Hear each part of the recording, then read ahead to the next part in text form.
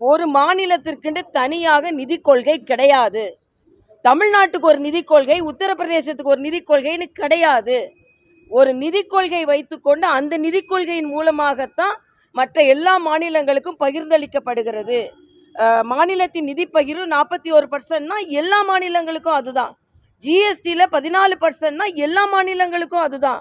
ஆக தமிழ்நாடை வைத்துக்கொண்டு தமிழ்நாடுக்கு மட்டும் ஒரு தனியான நிதி பகிர்வு கிடையாது. அப்படி என்றால் இவர்கள் எவ்வளவு பொய். உதாரணத்துக்கு எஸ்ஐஆர் மூலமாக தமிழ்நாட்டில் உள்ள ஓட்டர்களை தான் எடுத்துடுறாங்கன்னு சொல்லி கொண்டிருந்தாங்க. இன்னைக்கு குஜராத்தில் 77 லட்சம் வாக்காளர்கள் நீக்கப்பட்டிருக்கிற செய்தி வருது.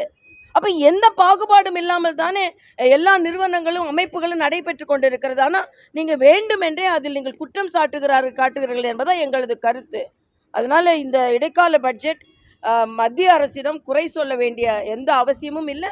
மத்திய அரசு 11 லட்சம் கோடி கட்டமைப்புக்கு மட்டுமே கொடுக்கப்பட்டிருக்கிறது. ஆனால் தமிழகம் கட்டமைப்புக்கு செலவழித்திருப்பது மிக மிக குறைவு என்பதை நான் இங்கே தெரிவித்துக் கொள்கிறேன்.